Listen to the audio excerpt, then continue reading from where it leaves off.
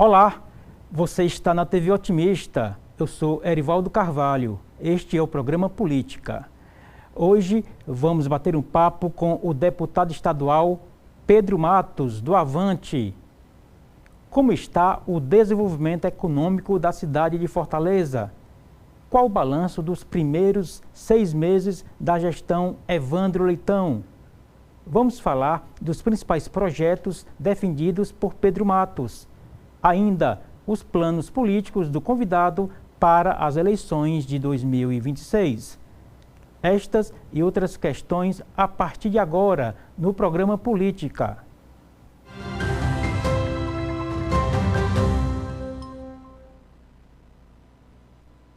Pedro Matos é advogado com pós-graduação em Direito Empresarial e em Direito Eleitoral. O entrevistado é mestrando em Administração Pública. Vereador de Fortaleza, Pedro Matos assumiu recentemente o mandato de deputado estadual. O convidado já foi filiado ao PSTB, PROS e PL. Atualmente está no Avante. E é com Pedro Matos que converso no programa de hoje. Deputado, muito obrigado pelo convite aceito aqui presente nos estúdios da TV Otimista no programa Política. Eu queria, antes de mais nada, lhe parabenizar pelo mandato, pela conquista e saber se o senhor está bem, como é que estão aí as propostas e os projetos da sua vida política.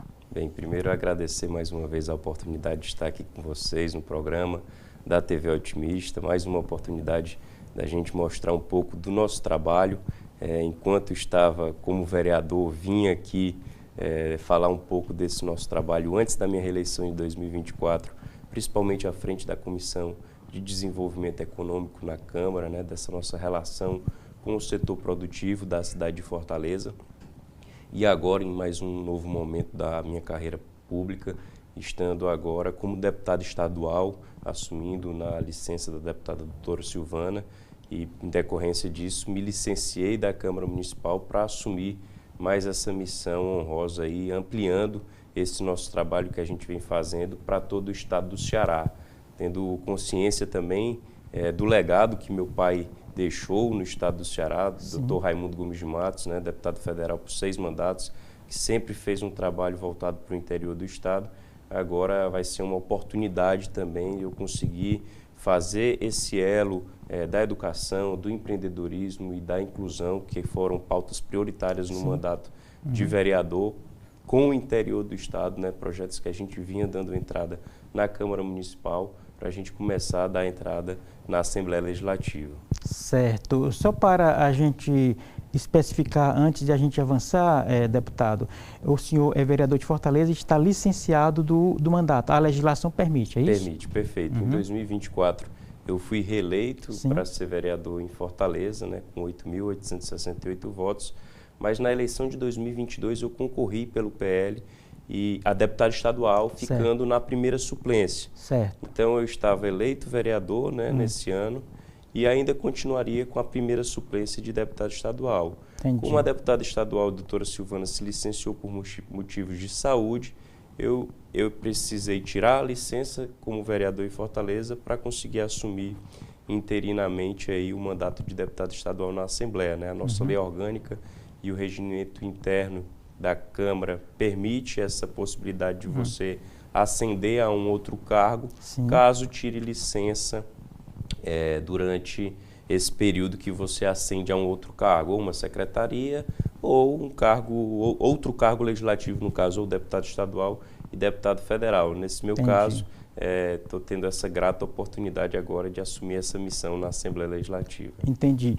E aí, Fortaleza sempre pauta na Assembleia Legislativa, a gente tem um debate que não para, um debate muito vivo, muito vigoroso, da situação de Fortaleza na própria Assembleia Legislativa, É um debate que o senhor meio que migra, para a Assembleia, e muitas bandeiras que a gente vê sendo discutidas na Câmara, elas naturalmente estão na Assembleia, O eleitorado, a audiência do ponto de vista até da comunicação que a Assembleia faz, é o mesmo ou o senhor fala para outro público, tendo em vista que a pauta agora, além de Fortaleza, é o estado do Ceará, Pedro? Eu acabo tendo que realizar uma divulgação mais maciça para o interior do estado, né?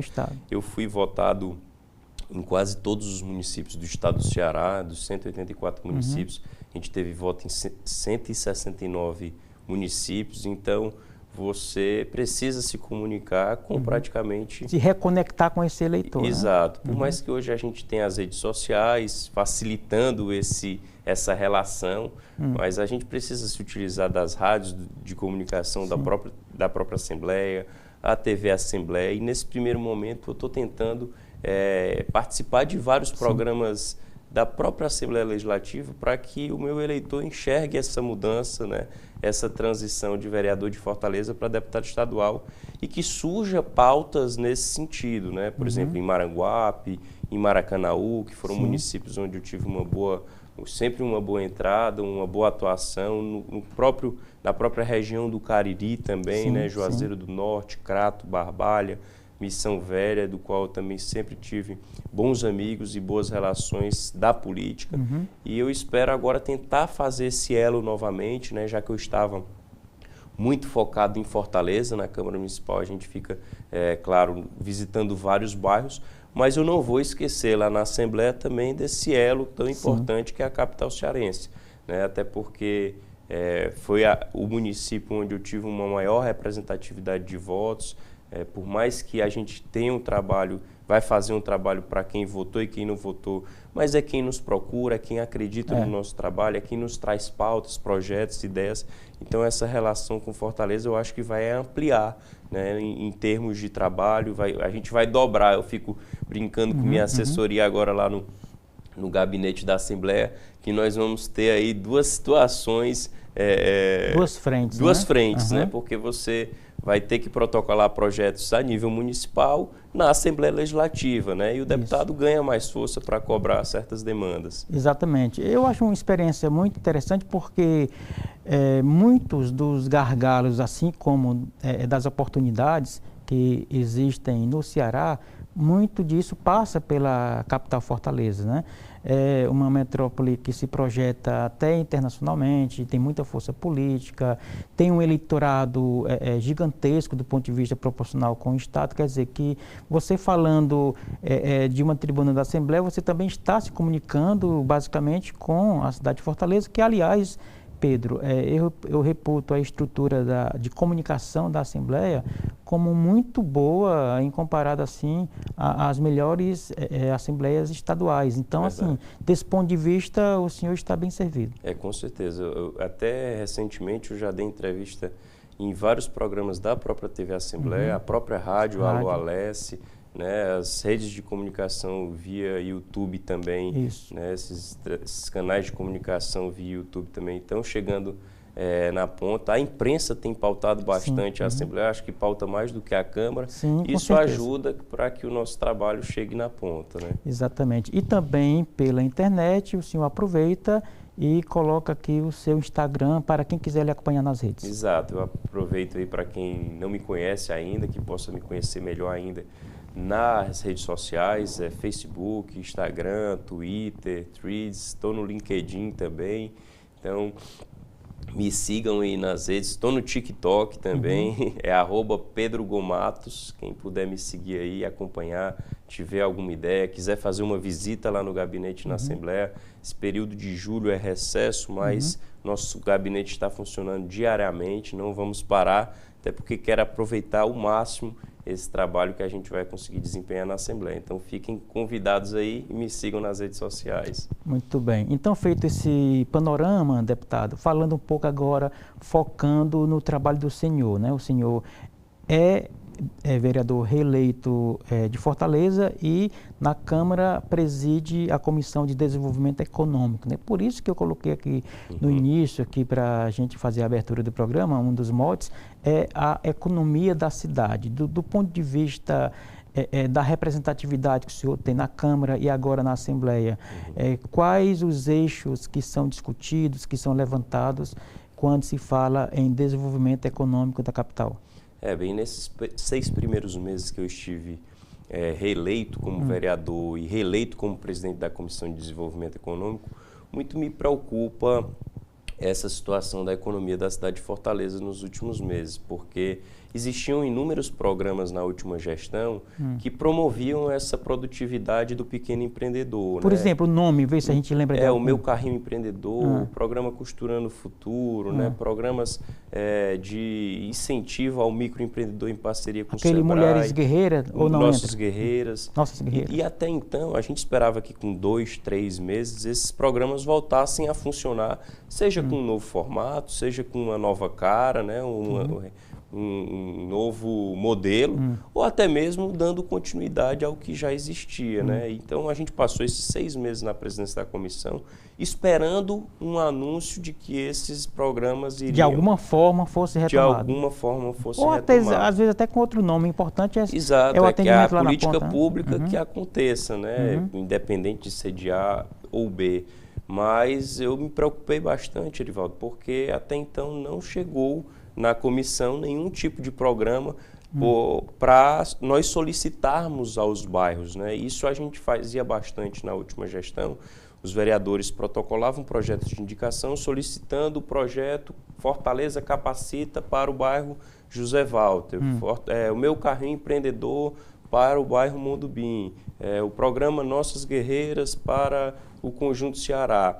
Então, nós passamos 6 meses praticamente sem receber demandas de vereadores que colocavam esses programas e direcionavam esses programas da Secretaria de Desenvolvimento Econômico através desses nossos pedidos na comissão. Né? Certo. Então, para ficar claro, esses programas que vinham rodando, eles foram paralisados e outros foram substituídos de alguma forma, ou nesse sentido não está havendo esses programas? Não está mais havendo esses programas e é isso que tem me preocupado. Tem incomodado, né? Então, nós como vereadores que têm esse poder de indicação, de interlocução e de articulação, nós cobrávamos aí da prefeitura na gestão passada e a prefeitura adaptava aí com as aprovações desses projetos para melhor atender. Mas como a gente não tem esses programas funcionando ou rodando, até então não houve uma interação de fato com a prefeitura sobre esse sentido. Então, e isso movimenta a economia, né? São programas como esse que faz com que o pequeno empreendedor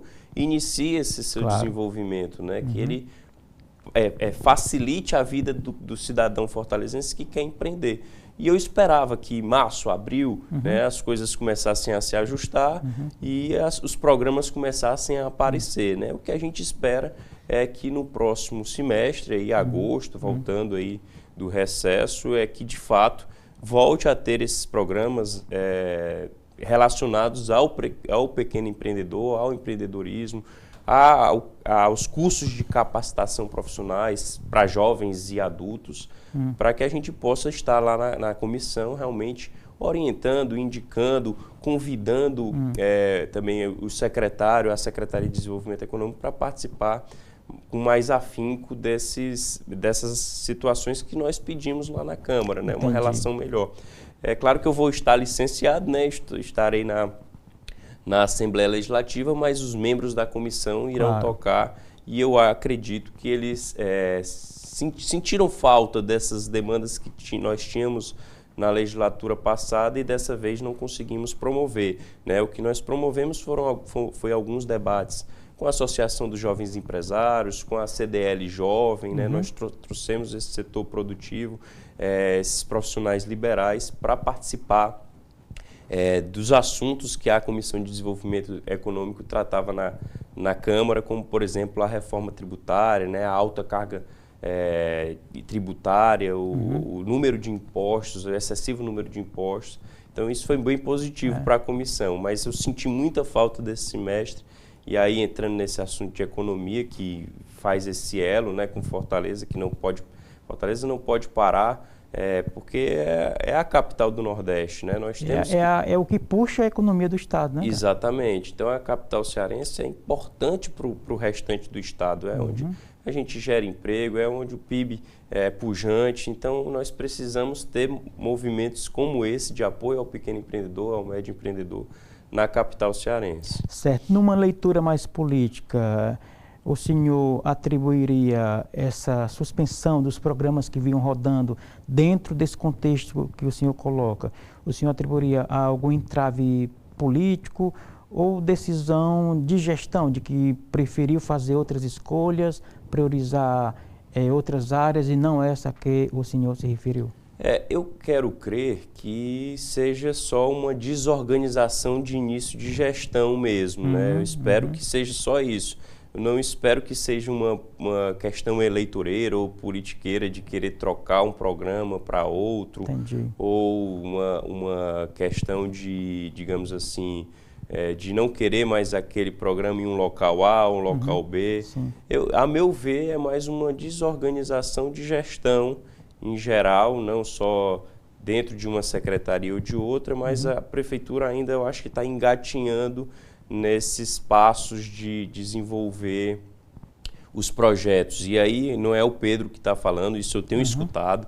É claro que alguns não têm essa mesma coragem de falar situações como essa, mas é importante a gente frisar essas situações, porque eu escuto muito, poxa, a prefeitura está parada, a gestão não está desenvolvendo o que era para estar desenvolvendo, já era para estar acontecendo as coisas. Então eu acho que é muito mais essa questão de organização de gestão, não só nessa área do empreendedorismo, não é algo voltado, vamos tirar aqui esse recurso, esse orçamento, esse programa A, B ou C da Secretaria de Desenvolvimento Econômico, por exemplo, para focar nessa outra secretaria. Eu não vejo dessa forma, eu acredito que seja mais um trâmite lento e burocrático que está existindo dentro da administração pública de Fortaleza. Entendi. É o chamado custo de aprendizagem. Essa curva geralmente tem um custo muito alto. Eu acredito, estão iniciando, muita gente nova na administração, né? Quando você puxa para o governo Roberto Cláudio, governo Sarto, eram 12 anos de mandato, então muitas políticas públicas já... Era engatada de uma gestão para outra. Exato, já andava de certa forma, de uma forma natural, né? Entendi. Deputado, vamos fazer o nosso primeiro intervalo bem rapidinho. Eu queria antes que o senhor repetisse para quem não anotou, como que ele encontra nas redes sociais. Perfeito, é @Pedro Gomatos, Pedro G.O. Matos, Instagram, Facebook, no Twitter, no Threads e no TikTok. Muito bem, daqui a pouco a gente volta, portanto, com o segundo bloco da conversa de hoje com Pedro Matos. Ele é deputado estadual pelo Avante. Não saia daí, a gente volta já.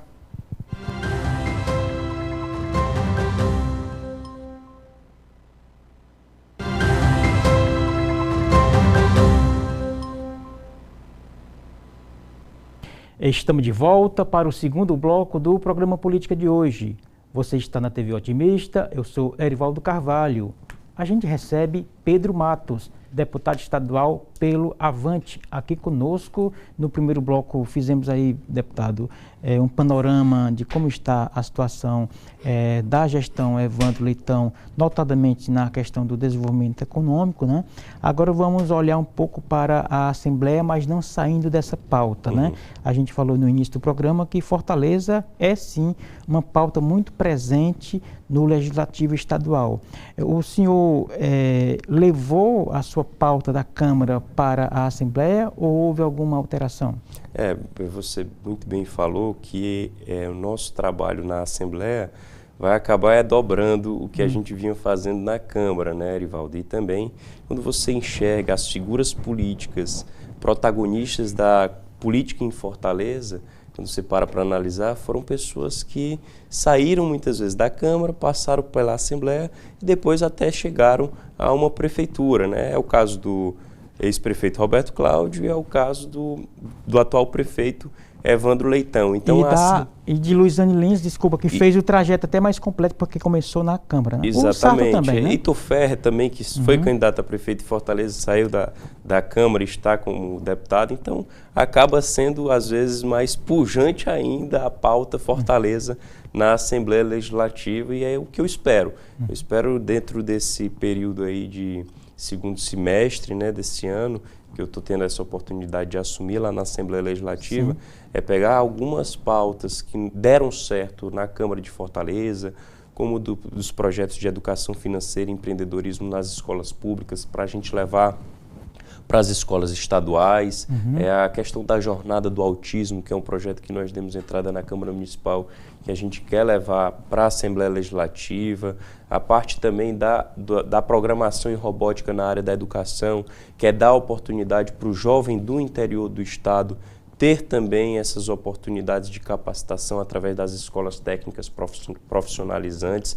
Então, eu acredito que vai ter muita agenda e causas que a gente defendia na Câmara Municipal, que nós conseguiremos fazer agendas e levantar ainda mais essas nossas bandeiras na Assembleia Legislativa. Certo. É o que eu espero. E aí também porque, deputado, alguns debates que foram mais ou menos amadurecidos na Câmara, esses debates podem ir para a Assembleia, inclusive em termos legislativos, né? Projetos que deram certo na capital podem sim serem replicados no estado do Ceará. Sem dúvida. Nós realizamos, por exemplo, na época, a primeira corrida do autismo em Fortaleza. Então esse é um dos projetos que eu vejo que a Assembleia defende muito e pauta muito a causa do autismo, né, das pessoas também com deficiência. Então eu espero estar sendo mais uma voz lá na Assembleia que levanta essa bandeira da inclusão, né? E eu já vinha fazendo muito bem isso na Câmara Municipal, me relacionando com algumas associações vinculadas ao autismo, a doenças raras, às pessoas com deficiência,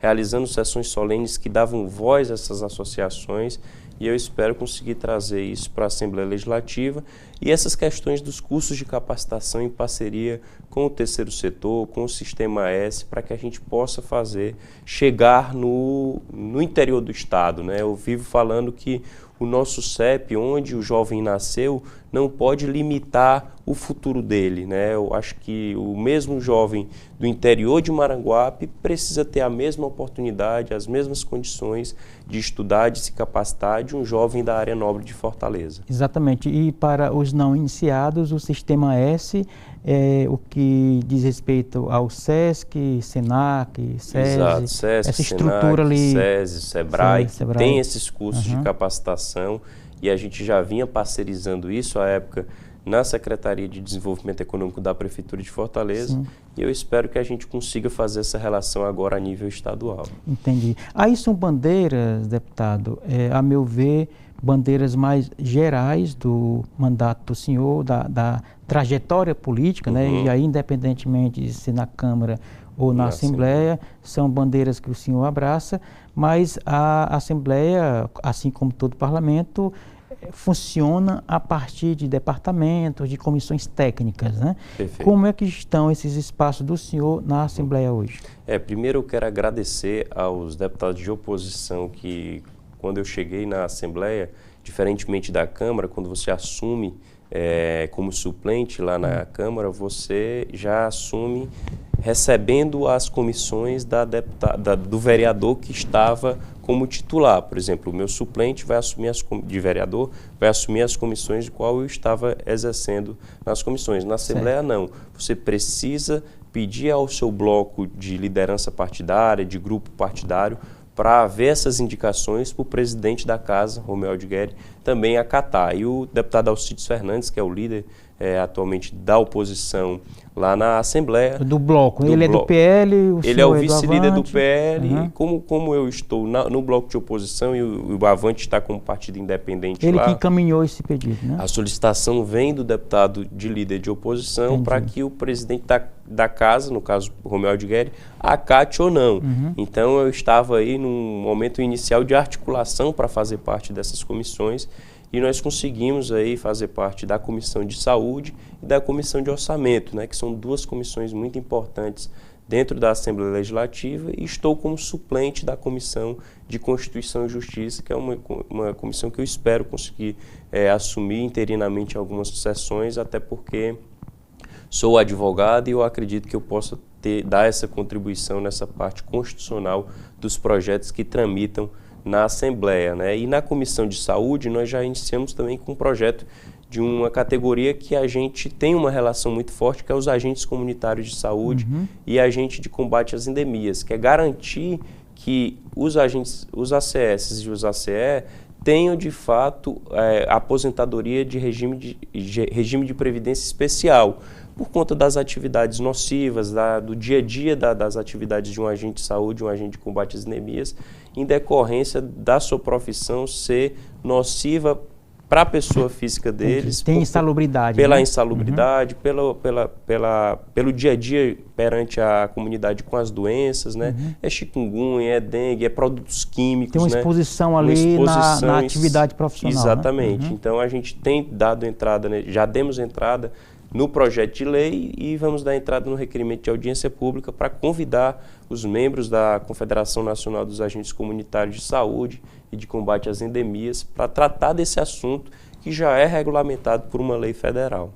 Então, o senhor pretende trazer para o Ceará, para essa comunidade, direitos e benefícios que já estão no âmbito nacional. Exato. Como existem ACS e ACE vinculados ao governo do estado do Ceará, nós queremos garantir o que já é vinculado na Constituição Federal aos agentes comunitários de saúde que estão vinculados aos municípios e à União, também para o governo do estado do Ceará. Isso é uma pauta nacional. A gente conversou com o jurídico da CONAX, da Confederação Nacional dos Agentes Comunitários de Saúde. Isso é uma pauta nacional de agentes de saúde, agentes de combate às endemias, que estão vinculados aos estados e que ainda não tiveram o direito adquirido por lei estadual a ter acesso ao regime de previdência especial. Existem projetos de lei tramitando nas assembleias legislativas e nós estamos sendo esse pioneiro ao protocolar esse projeto de lei para dar essa garantia aos ACS e ACE vinculados ao governo do estado do Ceará. É um pleito muito legítimo, deputado, porque a gente tem aí congregado no CONAX, né, uma multidão de heróis anônimos que estão na linha de frente, às vezes até de forma invisível, desafogando o sistema de saúde, porque aí é o atendimento básico, você evita que essas doenças, essas endemias, etc., elas progridam para problemas de saúde mais graves. Ou seja, está, além de protegendo o cidadão, está protegendo o próprio sistema de saúde. Com certeza. É o agente de saúde, é o agente de combate às endemias que está na casa lá na ponta, do cidadão que muitas vezes, por questões também de locomoção ou de dificuldade de ir até um posto de saúde ou por falta de conhecimento mesmo, não vai até procurar uma emergência e o agente de saúde está ali no dia a dia acompanhando. Faz a busca ativa, como se fala. Né? Se expondo a qualquer tipo de epidemia, doenças, você vê aí a questão da pandemia. Então, é uma profissão que merece o nosso respeito, o nosso reconhecimento e nada mais justo do que ter esse direito reconhecido também a nível estadual do regime de previdência especial. Entendi. E no caso da CCJ, onde o senhor é suplente, a CCJ é tida como a porta de entrada de todo o processo legislativo, né? Exato, é uma experiência que eu já tive a oportunidade de assumir na época na Câmara Municipal e agora estou como suplente durante esse período na Assembleia Legislativa. Eu acredito que vai ser muito proveitoso também ter esse conhecimento, saber o trâmite legislativo de como aprova um projeto, de como vai virar lei, né? Existem diferenças em cada casa legislativa, mas em suma é para avaliar se aquele projeto de fato pode ser de autoria de um deputado, se é constitucional, se a gente tem poder para exercer aquilo, se aquilo pode vir a virar lei, virar uma lei sancionada pelo governador. Então vai ser, eu acho, um momento muito, muito oportuno também para minha carreira pública e eu terei condições de ajudar os outros parlamentares da comissão e também o povo cearense. Né? Entendi. Nas CCJs, nos processos legislativos, geralmente se coloca muito a figura daqueles projetos mais clássicos, né? Que é o projeto de lei, no caso da Assembleia, e o projeto de indicação. Esses dois modelos existem na Câmara Municipal? Também, exatamente. É o mesmo. Qual é a diferença para quem não o projeto de lei é aquele que o deputado tem total autonomia de propor e virar lei, de fato. O projeto de indicação, ele já é um projeto que pode estar trazendo custo e orçamento, gasto para o executivo, para o governador. Por isso que precisa ser indicação. É muito interessante a gente tentar diferenciar para o cidadão quando é um projeto de lei e quando é um projeto de indicação. O projeto de lei, se aprovado na Assembleia, vai ter muito mais força, porque ele já vai ou para virar lei ou para ser vetado pelo governador. Que a Assembleia ou a Câmara pode derrubar, né? Exatamente, o veto pode ser derrubado. Se sancionou e virou lei. Né? O de indicação é um projeto que muitas vezes tem esse custo. Eu quero que construa um hospital na região do Sertão Central. Por que não pode ser uma lei? Porque aquilo causa gasto financeiro para o governador. Então, o deputado indica, aprova muitas vezes na Assembleia, mas aí entra na discricionariedade do Estado dizer isso aqui vai dar certo ou isso aqui não vai dar certo, mas não é lei. Né? Se for um projeto de lei e aprovado na Assembleia, vai para a sanção. Se ele sancionar, vira lei de fato, com todas as letras. Né? É importante essa diferenciação porque o senso comum, a média do eleitorado, da sociedade, tem uma demanda e cobra o deputado. E nem sempre, como o senhor acaba de diferenciar, um parlamentar, quer seja vereador, deputado, ou até mesmo senador, está ali no escopo dele, aquela condição de fazer. Como vereador, por exemplo... Às vezes não é má vontade ou falta de... Muitas ruas, ruas novas, areninhas, que deram certo, posto de saúde, como o do Papicu, piso intertravado em algumas regiões, meu bairro empreendedor, mas todos esses projetos são implementados pela prefeitura. Então eu dava entrada como requerimento ou projeto de indicação.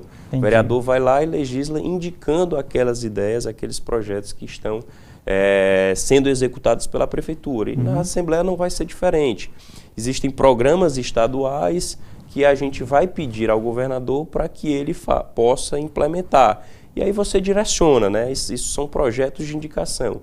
Mas agora quando eu verso sobre algum assunto, sobre o cotidiano do Estado, da sociedade, eu posso versar sobre uma lei, como por exemplo eu dei entrada na Câmara e espero dar entrada agora na Assembleia, no projeto Vini Júnior, que é para fazer com que a gente combata cada vez mais o racismo dentro dos estádios de futebol. Por que o deputado pode legislar sobre isso? Porque não vai trazer nenhum tipo de custo ou dispêndio orçamentário para o governo do Estado. É tão somente um regramento dentro da sociedade estadual que a gente pode implementar e que aquilo se torne lei. Esse projeto, por exemplo, está tramitando ainda na Câmara, mas quero dar entrada na Assembleia, que fica mais amplo, que vai para todos os estádios de futebol. Quando ocorrer algum tipo de racismo durante a partida, que essa partida seja imediatamente encerrada para que a gente não possa motivar ou incentivar esse tipo de atitude que não é mais proveniente do século XXI. Né? É uma pauta muito atual. Infelizmente, ainda temos de nos deparar com isso. Agora, a propósito de pauta, deputado, entre os itens que o senhor colocou aqui, tem esse da inclusão, do autismo, para a gente ficar num dos mais emblemáticos. Né? É uma pauta que é recorrente de vários parlamentares. A opinião pública, o eleitorado, é suficiente para contemplar todos esses representantes dessas bandeiras? Eu sou da tese de quanto mais parlamentares defendendo essa bandeira da inclusão, melhor.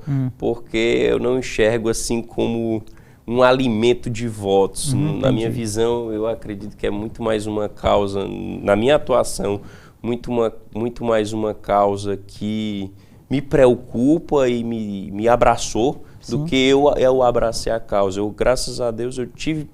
o senhor foi seduzido pela causa. Exato. Tive várias associações, desde a primeira vez que eu assumi o mandato de vereador, que me procuraram para abraçar, como a Associação Fortaleza Azul, a PABB, a Fortaleza Down. Então, todas elas me procuraram para que eu pudesse exercer políticas públicas, protocolar políticas públicas mais assertivas na área da inclusão.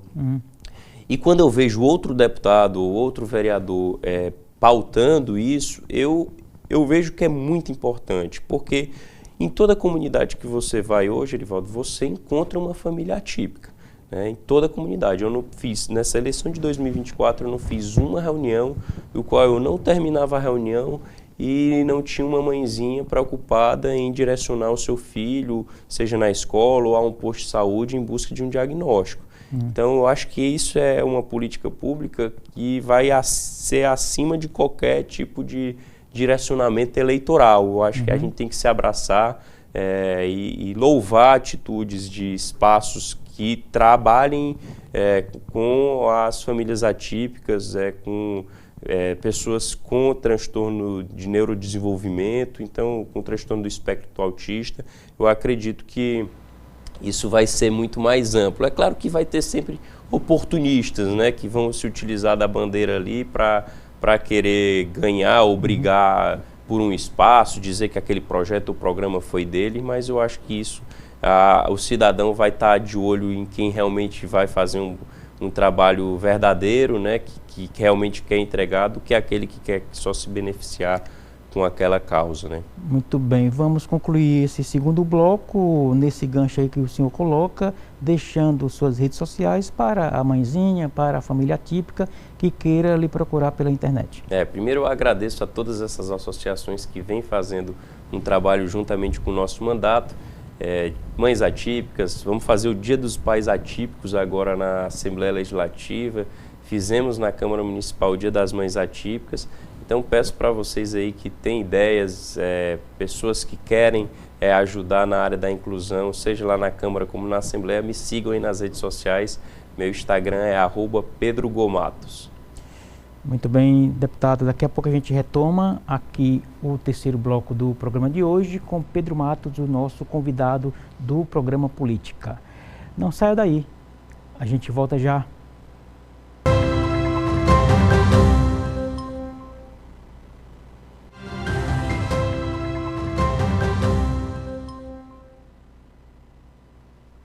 Estamos de volta para o terceiro e último bloco do programa Política de hoje. A gente recebe aqui no programa Política Pedro Matos, aqui na TV Otimista. Ele é filiado ao Avante, é vereador de Fortaleza, está exercendo mandato de deputado estadual e, portanto, aí tem muitas bandeiras pela frente, inclusive um processo eleitoral que se avizinhe, né, o ambiente ali, a atmosfera política de 2026, deputado, já está aí aos poucos chegando, já tem muita conversa. Eu queria começar esse terceiro bloco perguntando como está a organização do partido Avante, ao qual o senhor é filiado. Bem, o Partido Avante tem sido mostrado a nível municipal em Fortaleza muito bem organizado, né? Fizemos 3 vereadores nas eleições de 2024, o presidente estadual Rodrigo também tem sempre motivado novas reuniões, novos encontros para que, de fato, a gente consiga reunir e mobilizar os vereadores eleitos, suplentes. Na última eleição, nós tivemos aí 86 mil votos em termos gerais, né, a nível de Fortaleza. Fizemos vereadores no interior do estado, elegemos aí vice-prefeitos. Então, é um momento que, de fato, quando a gente para analisar, o Avante criou forma dentro do estado do Ceará e na capital cearense. Então, nada mais justo também do que se organizar para uma eleição de 2026, né? Eu acredito que o Rodrigo tem tentado fazer essa relação nesse sentido, tem conversado com grupos de oposição, né? Temos conversado bastante, eu, por exemplo, converso bastante com o deputado federal André Fernandes, do PL, né, do qual eu concorri em 2022 pelo PL, o próprio ex-prefeito de Fortaleza, Roberto Cláudio. Tivemos reunidos aí nesses cafés de oposição na Assembleia Legislativa com o ex-senador Tasso Gereissati, com o ex-presidente do BNB, Marcos Holanda. Então, além dessa pauta política, a gente tem tentado fazer também pautas técnicas para ir implementando discursos e ideias para o ano de 2026, né? E acredito que o Avante deve estar aí bem posicionado para uma futura eleição. Se a gente falar aqui de forças políticas, esse grupão que tenta fazer um afunilamento, né, para as eleições do ano que vem, digamos assim, a gente está falando do Avante, do PL, do União Brasil também? Eu vejo Avante, PL, aí citando nomes aí, né, deputado André Fernandes, União com o deputado Capitão Wagner, o próprio PDT, que deve estar indo para a União agora, o próprio ex-prefeito Roberto Cláudio, com um grupo político que deve sair do PDT e ir aí para a União. O Ciro Gomes, provavelmente no PSDB, entra nessa conta aí? Eu acredito que o Ciro, que pode ser o nosso candidato a governador do estado, com o apoio aí desse grupo de direita, de centro-direita, indo para o PSDB também, é mais um partido forte nessa composição. Então eu vejo assim um grupo que, apesar de ter divergido em alguns momentos nos últimos anos, converge bastante em prol do Estado do Ceará, que é um trabalho de tentativa de retirar aí essa hegemonia do PT, seja a nível municipal, estadual e federal. Então eu acredito que esse time que vai se desenhando para uma eleição vindoura, é claro que a política é dinâmica, né, as relações, a construção partidária também muda com o tempo, mas eu vejo essa união de grupo muito forte para uma eleição em 2026, se juntar aí PL, União, PSDB, Avante e tem mais um aqui que me falhou a memória agora. Com a liderança provavelmente do Ciro na cabeça de chapa, exato, e com a liderança do Ciro, candidato a governador.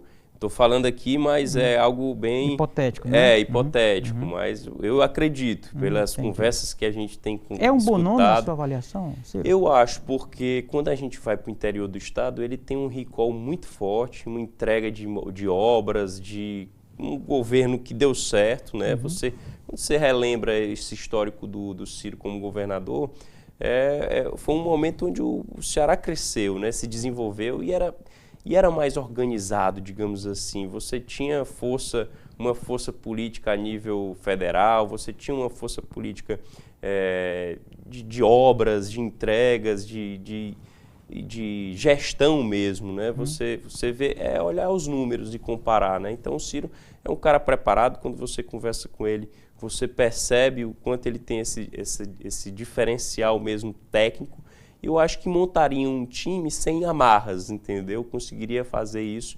E eu acho que o Ceará está precisando disso, de um novo momento, zerando o jogo, digamos assim, para que a gente consiga repaginar e colocar o Ceará no trilho certo. Então eu enxergo com muito bons olhos essa candidatura do Ciro, mas é claro, com um grupo, né? Eu acho que isso tem que ter um alinhamento aí com o futuro presidente do PL, deputado André Fernandes, que deverá lançar aí o pai a senador, o deputado Alcides Fernandes, meu colega lá na Assembleia, e uma montagem de chapa onde consiga unir essas forças partidárias, que acaba contemplando aí a parcela da população que está insatisfeita com o modelo de governado do Elmano e do PT atual. Então, acredito que esse time se juntando aí ganha muita força, com o apoio também do ex-senador Tasso, ganha muita força para uma eleição em 2026, né? No cenário tanto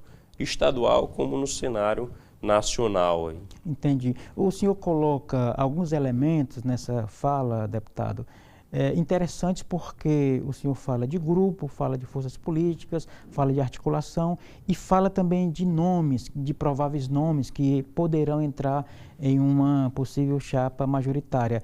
Mas eu pergunto, o projeto para se colocar numa campanha eleitoral, porque existe um projeto... aprovado ou não, gostemos ou não, existe um projeto em execução do grupo que está hoje no Palácio da Abolição.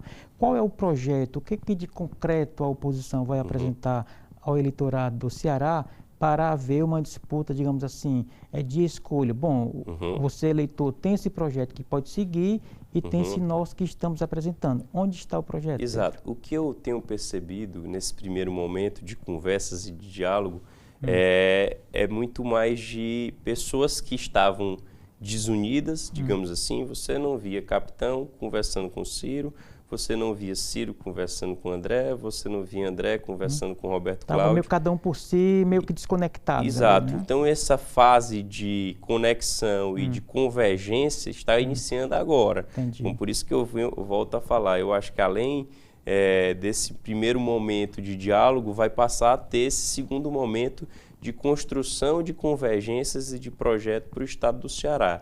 Mas em primeira mão, assim, o que se conversa nessas primeiras reuniões, quando há encontros com alguns deles ou com praticamente todos deles, é de que o Ceará parou no tempo, né? O que a gente vê é um governo deficitário, com muitas dívidas, pedindo mais empréstimos atrás de empréstimos, muitos empréstimos para pagar até dívidas e inaugurando poucas obras ou fazendo algumas ordens de serviços pequenas, assim.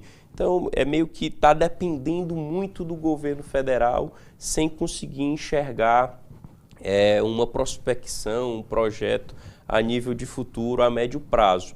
E quando você olha também para o fator principal, um dos fatores principais dessa estagnação do estado do Ceará, que é um problema nacional, mas no Ceará tem afligido muito, é essa questão da segurança pública.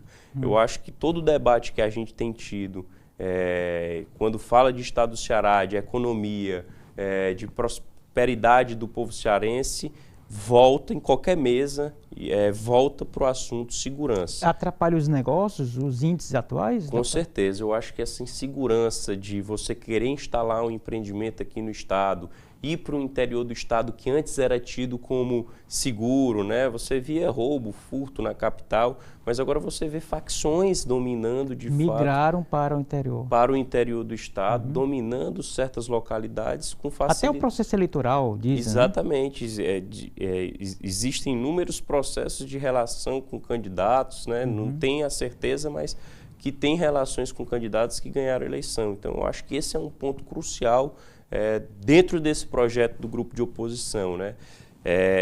Tentar trazer de novo uma economia saudável para o estado do Ceará, onde venha prosperar obras, investimentos, mas para isso também sem esquecer do dia a dia do cidadão, que é essa segurança pública que está afligindo não só uma cidade ou outra, mas praticamente todo o estado do Ceará, principalmente nesse quesito de facções dominando esses territórios, né, e comunidades através das drogas. Entendi, ficou bastante claro. Deputado, a gente fez aqui uma rodada sobre as questões majoritárias, né?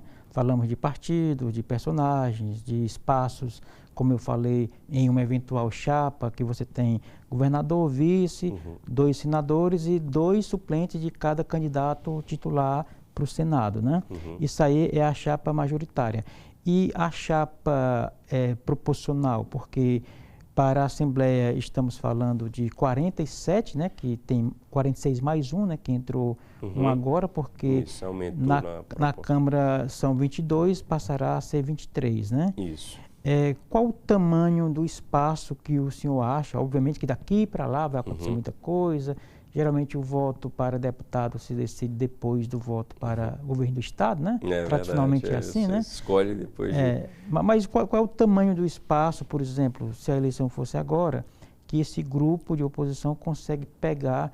No caso da Câmara Federal, a gente tem 23 vagas, né? Na Assembleia nós temos 47, já contando com o acréscimo de 1. Como é que está essa prévia da corrida, que inclusive diz respeito ao senhor diretamente? Dos 46 deputados estaduais atuais, nós temos aí de 10 a 12 que estão nesse bloco de oposição, né? E a nível federal, dos 22, eu diria aí que teríamos 7 deputados. Flutuando ali, 7, 8, né? 7, 8 deputados. E eu acredito que, em decorrência desse cenário nacional que não está positivo para o atual presidente Lula, eu acredito que esse time de oposição deverá crescer a nível federal também, principalmente a nível federal.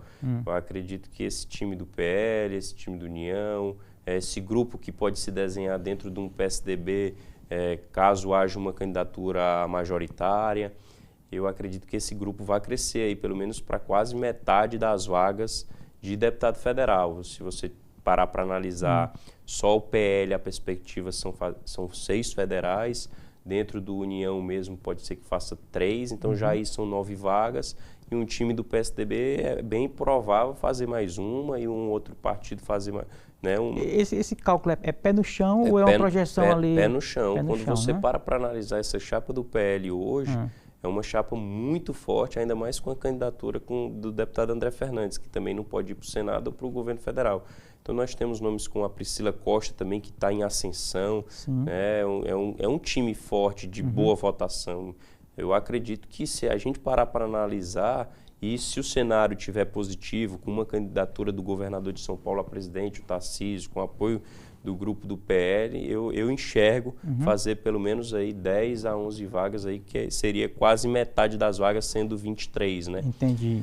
E a nível estadual, eu acredito que dá um crescimento também, mas vai depender muito dessa empolgação do eleitor cearense para com o governador também, né? Claro que os nomes de Roberto Cláudio, Capitão Wagner, do grupo do deputado André Fernandes, né, o Alcides Fernandes, vai se somar, mas eu volto a repetir, se o Ciro realmente for candidato a governador, ele dá um choque de realidade de gestão e de discurso e de debate que vai acabar fazendo mais deputados e muita gente vai acabar vindo para esse time, esse grupo de oposição. O senhor acredita, então, que a gente poderá ter um tipo de disputa sem o Ciro e outra com ele? Tem essa Eu acredito, porque o Ciro traz esse sentimento de saudosismo de um Ceará que deu certo e que ele pode realmente ter uma força política, né? Claro. Uma coisa é o Ciro no bastidor, que eu acho que ele vai estar com certeza. Outra coisa é o Ciro sendo protagonista e sendo candidato, que motiva, que empolga, que é onde eu chego, o pessoal está perguntando, né? E o Ciro é o candidato? Eu chego no interior, o Ciro é candidato, rapaz, se for o Ciro. Então, é uma expectativa que gera uma confiança e uma credibilidade, né? Entendi. Para a gente já ir finalizando, e os planos do senhor? O senhor colocou aí a disputa para federal, a disputa para estadual, a majoritária. Quais são os planos? Ou ainda vai levar tempo aí para amadurecer a decisão? Como eu estou aí no primeiro mês de mandato como deputado estadual, a gente vai ganhando corpo nessa musculatura a nível estadual, mas temos sim interesse de ser candidatos na próxima eleição, em 2026, tentar ampliar de fato esse trabalho a nível de estado e conseguir conquistar um mandato de titular, seja na Assembleia ou na Câmara Federal. O trabalho de Câmara Federal me enche os olhos pelo fato também de meu pai ter sido 6 mandatos e eu saber os caminhos de como fazer um bom trabalho. Mas a Assembleia também vai ser um ponto importante nessa minha carreira. Se eu ficar 4 meses, 8 meses ou 1 ano, quem sabe vai depender das articulações aí de licenças que podem ocorrer para que eu fique lá na Assembleia. Vai ser um momento de muita experiência e maturidade para que eu consiga me identificar ainda mais com essa política de interior do Estado, fazer um trabalho que eu consiga entregar para o povo cearense e me credenciar como um pré-candidato, seja a deputado estadual, a federal, para que a gente consiga, através do nosso grupo, que teve uma boa votação para vereador em Fortaleza, ampliar esse trabalho e aí me credenciar para uma eleição em 2026. O importante é estar trabalhando, né? Estar vivendo a política 24 horas, fazendo encontros, escutando, elaborando projetos, viajando, organizando o time para que a gente possa chegar no próximo ano preparado para uma eleição que vai ser dura, né? Uma eleição difícil, mas cada vez mais organizado para melhor se comunicar com o povo cearense e ter vitórias e conquistas também. Ok. Deputado Pedro Matos, o nosso muitíssimo obrigado. Gostei demais do papo. Apareça outras vezes, o convite já está aí lançado. As suas rapidíssimas despedidas. Boa sorte na caminhada. Muito obrigado, Erivaldo, mais uma vez, a todos da TV Otimista, do programa Política, quem faz aqui os bastidores também da TV. Agradeço a atenção de sempre e aproveito aí mais uma vez para acompanhar o meu trabalho agora na Assembleia Legislativa. Quem não me conhece, né, sou Pedro Matos, sou advogado, tenho 32 anos e tenho feito esse trabalho na área da educação, do empreendedorismo e da inclusão. Estive como vereador em Fortaleza, reeleito em 2024, e agora como deputado estadual na Assembleia, para que a gente possa fazer ainda um trabalho mais amplo por todo o estado do Ceará. Muito obrigado mais uma vez. E assim chegamos ao final da edição de hoje do programa Política. A todos nosso muito obrigado pela companhia. Até o nosso próximo encontro. Forte abraço.